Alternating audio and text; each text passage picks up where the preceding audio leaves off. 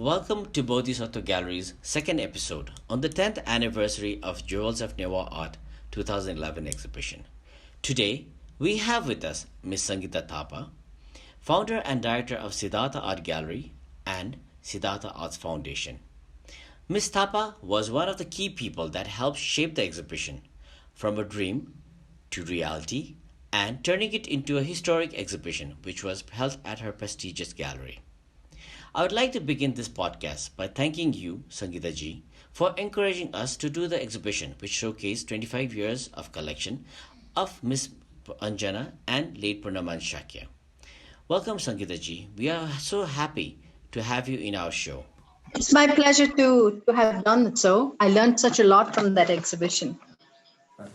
So, Sangeeta ji, let's start with the podcast. I would like to ask you first, how did you come to know about Newa art? Even before Jewels of Newar Art, what was your impression of Newari art and culture?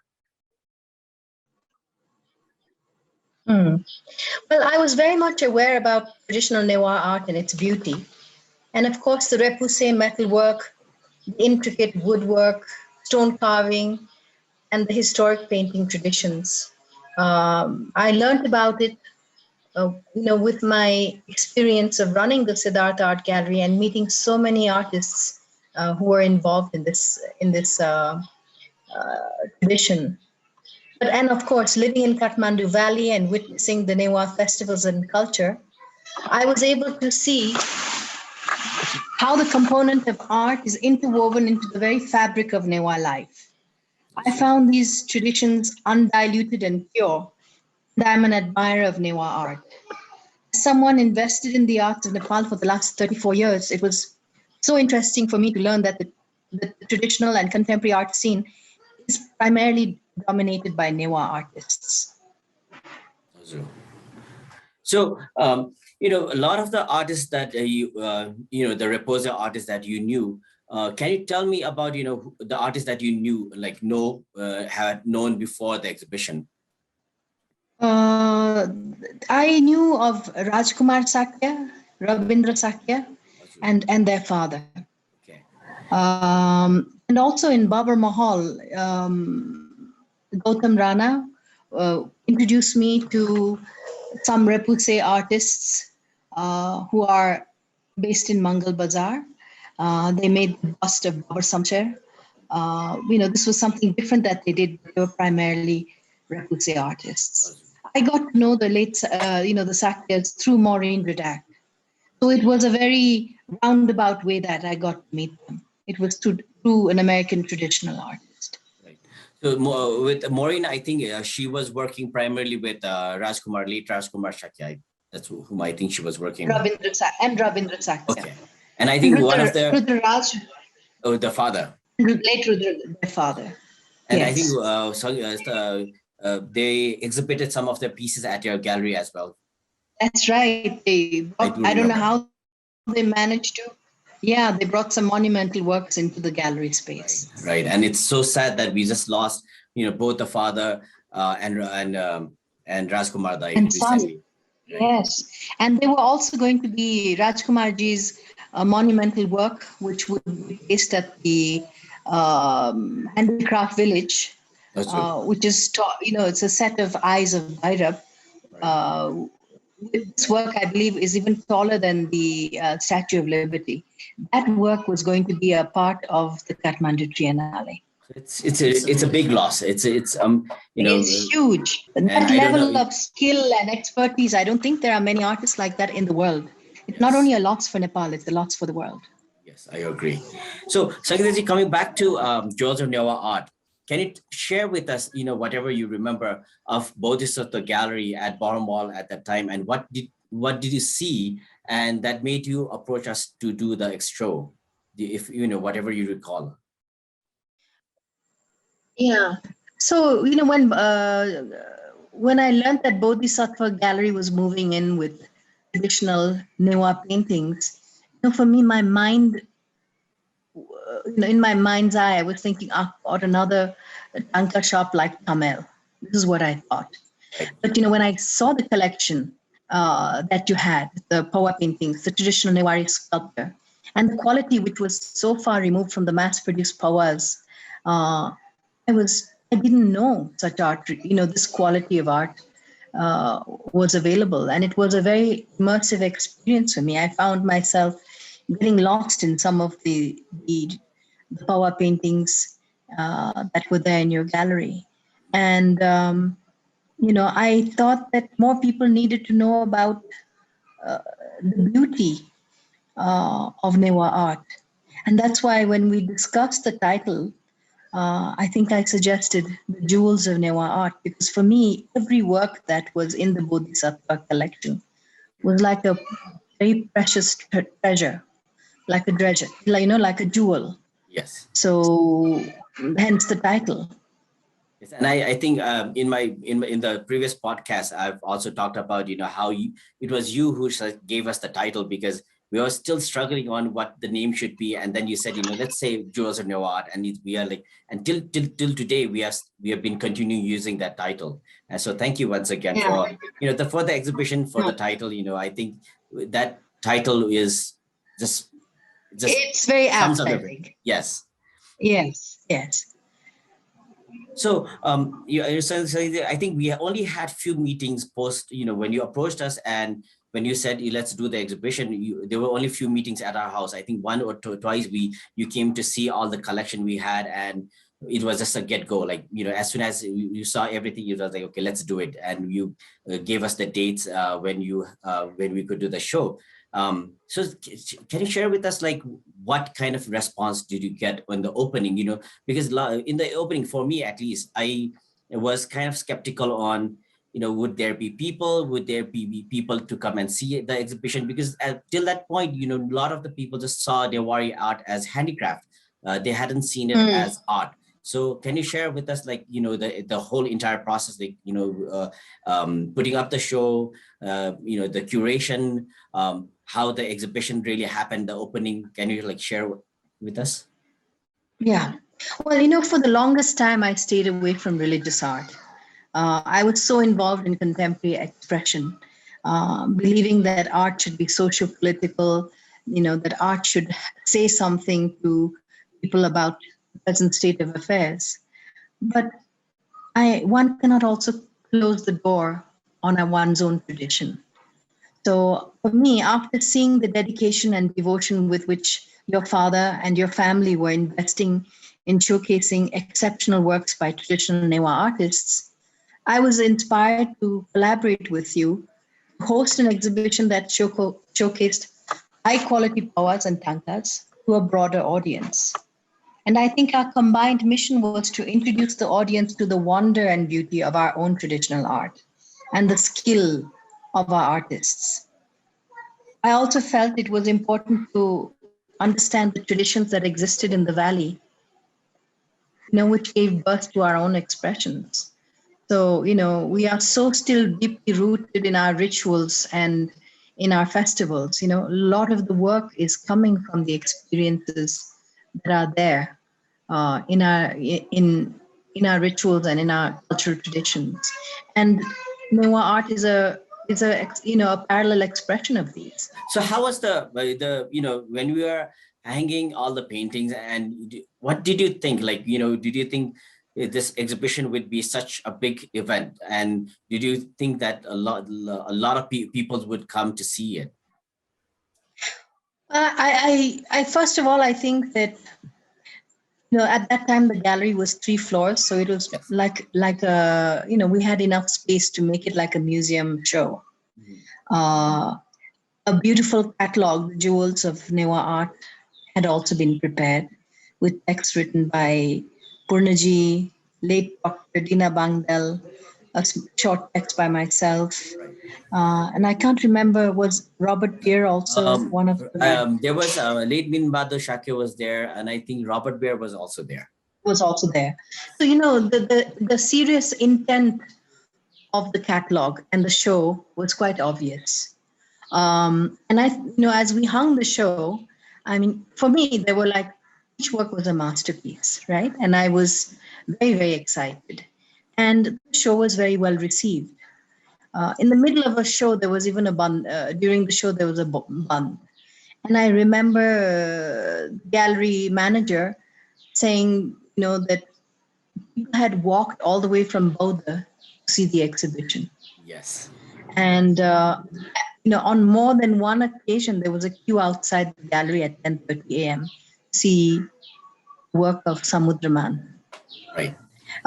We also organized a series of talks led by late Tina Bangdel. And these talks and discourses were aimed at understanding the history, the method, and the modern innovations. Let's say the shift from traditional to modern and the binaries of modernity and tradition. So these talks were very well attended. I think we did a total of 4 talks. Yes. And the gallery was packed each time. And one day it was even drizzling. And people still stood outside the gallery to listen on in the conversations that were happening inside. I think the turnout was exceptional. So what I always remember is that, that all the shows, all the talk programs, were, like you said, everybody was there. Like, it was packed. People were standing outside the gallery just to listen. And it was the whole idea of, putting that show together was not just to show the art world, the art and sales, but it was also educating, everybody about the tradition we live in, the culture we live in. And the living heritage. It's all about the whole idea was always about living culture and living heritage and promoting living artists.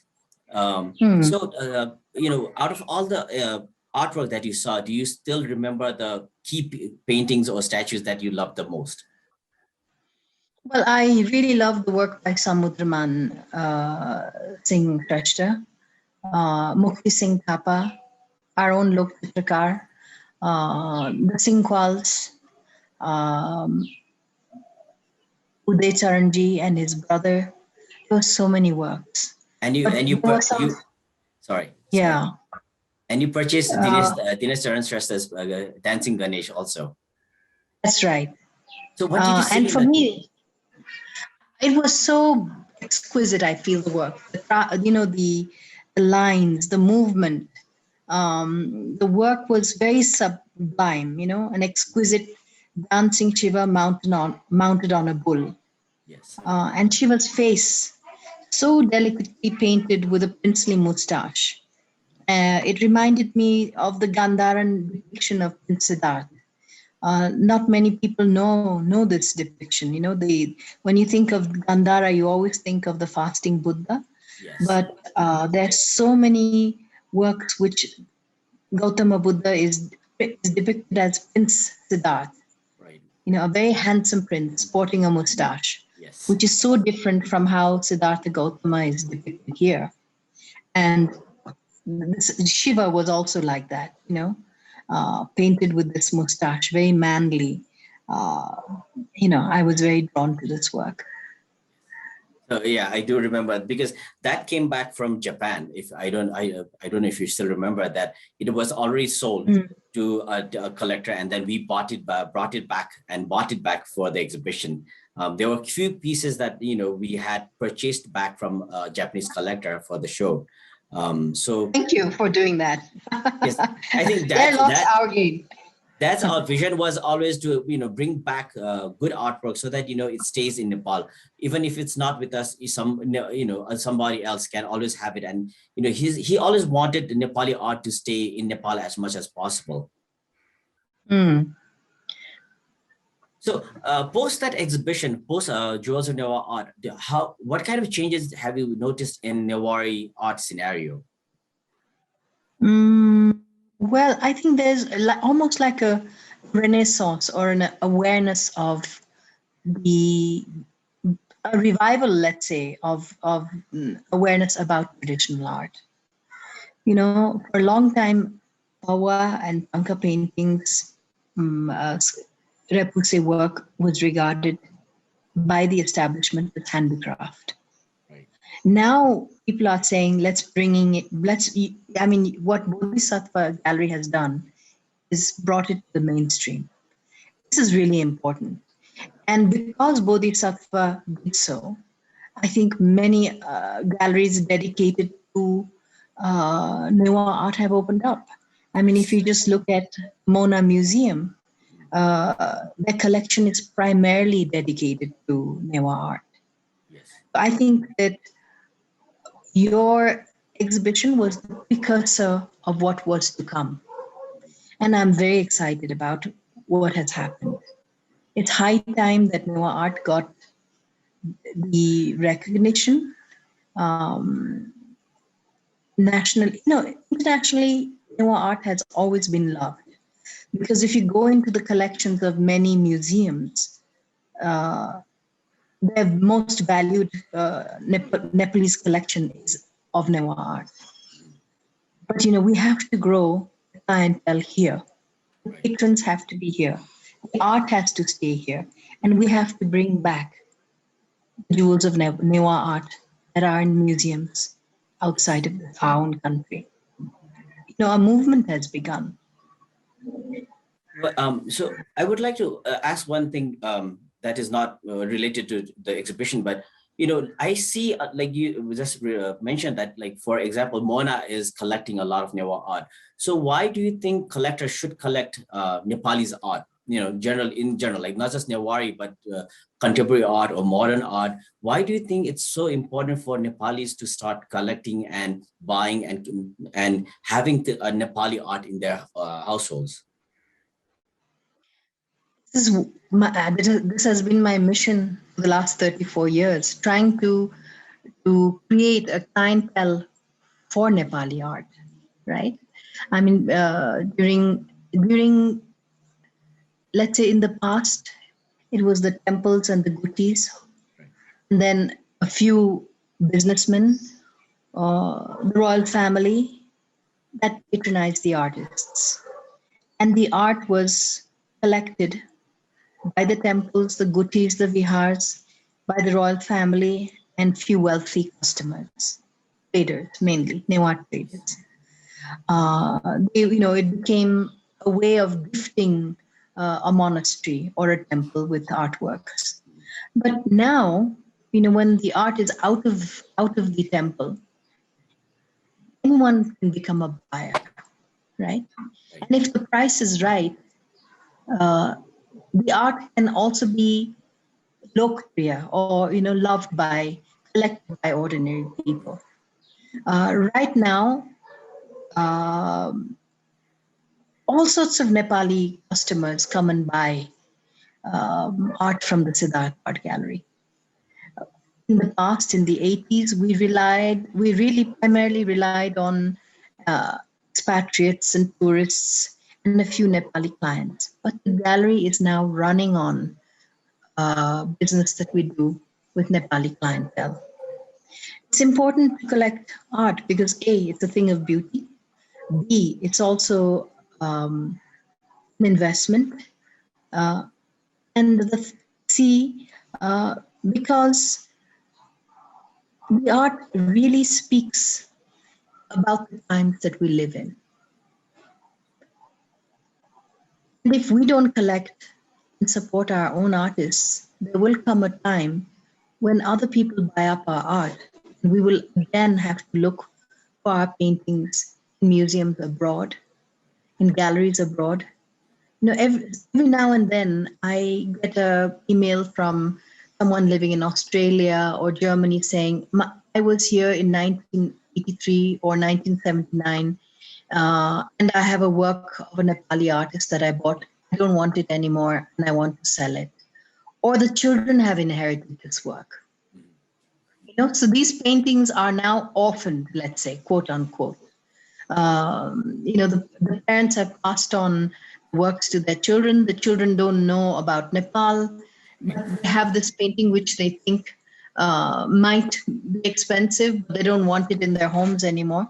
But we don't want a situation like that. Right. Nepali art needs to be loved and hung in Nepali homes. This is what I believe. Yes, and I agree with Sangeeta ji that I also feel like when people buy, if Nepalis buy it, that's at least for me, it's more of a pride because that art will stay in Nepal and hopefully it will be passed on to their future generation and they will love that artwork and support Nepali art and its community. and Yes. the living artists. So, the exhibition, coming back to the exhibition, Sangeeta ji, do you think that that Jewels of Newar Art made any kind of impact on the other contemporary artists from not just the Newari side, but the traditional modern artists? Do you think that it impacted in I any way? think so. I really think it made an impact. A lot of contemporary artists did come to see the show. Yes. And I would say that traditional Newa art uh, is the basis, let's say, is from where it all began, is the source, right? Uh, and so it was important for contemporary artists to come and see the show. It was important for traditional artists to come to see the show and see there is indeed a market for their work. For the traditional artists, that it was a bit of a shock because traditional artists were commanding, a substantial price compared to what they were commanding. Right. So, and also the feeling that maybe some contemporary artists saying, "Oh, it's not art; it's art for Copies. temples. Yeah. It's Just religious. These are not. These are no, they have to. Their paintings are based on formulas. They have to consult Asafu. They have to make it just so. So where is the creativity? They're just reproducing and innovating on what was already there. right. So this exhibition was really, really important, I think, for people to understand the origins of traditional, the contemporary art of Nepal, because all began in the symbolism, the forms that exist in Newa art So, Sangeeta ji, or post tantric art. right. So post Jewels of Newar Art, I think that was the only Newa art exhibition held at Siddhartha, or am I? Was there any other show that was focused primarily on Newa tradition and artwork? Mm, maybe the show by Maureen, maybe, Right. because that was about the Newar Repoussé art. Repose. So Yeah. why do you think it is Um, so difficult to put together a new, like complete Newa artwork, not just power painting or repose, but a holistic, like for us, for example, like the Jewels of Newa Art had power painting, we had statues, we had gold repose, and we had carved corals. So why is it so difficult, in your opinion, to put together a show like that again? I would love to put together a show like that again. But I think other galleries should also. I'm so glad you continued to show.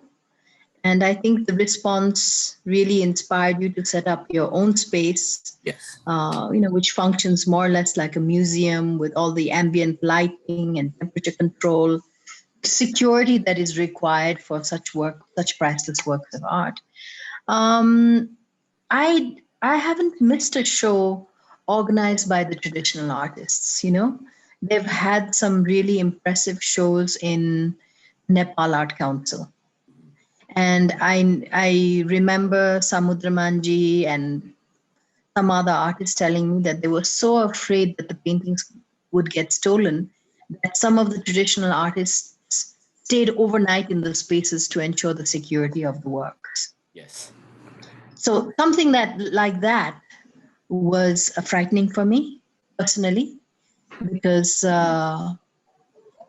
you know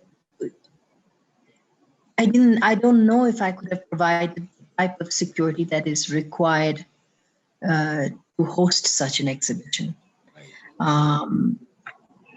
But I mean, even if you look at how Mona is run now, right? Everybody leaves their bags outside. People go in. There's tight security. Right. Now new paintings are getting treated really like jewels. Right. So even when Uh, we did the embodied enlightenment, we had, I think, 5 security guard and 2 security yes, guard 24 hours. So the whole security was very important. Even when we had the store at Borough Mall Revisited, the first concern was security, because people could just there was hardly much security at Borough Mall. There's like few guards Yeah. in the front. That's it. But I think when we Mm. did the embodied enlightenment, the first thing we talked about was security. How do we make sure there's enough security personnel to protect? Yes. And Mm. so that has been a challenge for, I think, for you or everybody to make sure that For everybody, yeah. yes, How do we keep the work safe, right? yes, Nobody wants to be held responsible for the theft or the damage to such priceless works of art. yes, I mean, Yeah, that I think that for me that was the main concern. is there anything that you would like to share of during the exhibition, something that really stood out for you? Well, I was really struck by, I was really struck by the turnout. The recognition that the traditional Pawa Tanka art is unique to Nepal. From this tradition was born the tradition in Tibet. Right. And for all you know, this tradition might have traveled through Mongolia to China to Japan. This is where it all began. And I think people understood that. And so when people came and bought the artwork, there was many of the buyers were Nepali, Yes. if you remember, Yes. right? Primarily Nepali. Yes. There might have been one foreigner, but the rest of the Nepalis woke up to the beauty of traditional artworks and collected. So I was really, really happy, And after your, Newa art is one area of art that I would like to promote. But I believe, the gallery should be inclusive. So many years ago, I also had a show of tankas by Yes. artists from Hyolmo. Yes, I do remember that. And Yes. yeah, and that was, people have forgotten that long time ago, Hyolmo was, considered to be a sacred land by Buddhists. Many masters had gone and meditated there. And so I did a beautiful exhibition by the artists from Hyolmo. I've also done an exhibition by artists from Tibet. Yes. That's also happened. And of course, of Mithila artists with Lavkan Chowdhury, Karu art. So, I think we have to embrace diversity of our culture and our art, and take pride and say, this is the art of Nepal, and embrace it. Yes. We can't look down on art and say, this is handicraft and this is tribal. I don't like that word tribal. For the Mithila artist, his art is, his expression. Yes. And we are nobody to say it needs to be relegated to the realm of handicraft. So, Sangeeta, as we come to the end of the podcast, is there anything, suggestions, like, for the next exhibitions that we do, or, is there anything that you would like to suggest us to do? You have Bodhisattva Gallery has always put a lot of emphasis on the quality of its exhibitions, on bringing out publications. A lot of beautiful shows happen, but there's no money for publications. Right. You see, what survives after an exhibition is the documentation. And I think you have been very, very aware of that. When you do another exhibition, please don't stop. Always have an accompanying book or a catalog which people can collect. The other thing that you've also done is created prints, Right. high quality prints of the artworks. Yes. Not everybody can afford to pay $15,000 for an artwork, or 15 lakhs, or 25 lakhs. So by, the virtue of you making available a work by Samudra Man Singh as a print. It's what Angchiring Ji also does. If you can't afford his painting, there's a beautiful print that you can collect. Yes. So that way, people can take back something from the exhibition and pay homage to Nepali art. Don't stop doing that. Thank you. Sure. Yeah, I would like to collaborate with you again. Definitely, Sangeeta ji. Yes, on a show in the future. So hopefully, post that's 1 year anniversary, we will announce a couple of more things that we are doing, and definitely we'll do something together in the near future. Hopefully sooner than because we want to do something as soon as possible, virtually as well as physically. We'll try to do something, and we'll try to see where we can collaborate again. Okay, I look forward to that. Thank you, Sangeeta. Thank you very much. Thank you so much for having me on your show. Thank you very much. Bye-bye.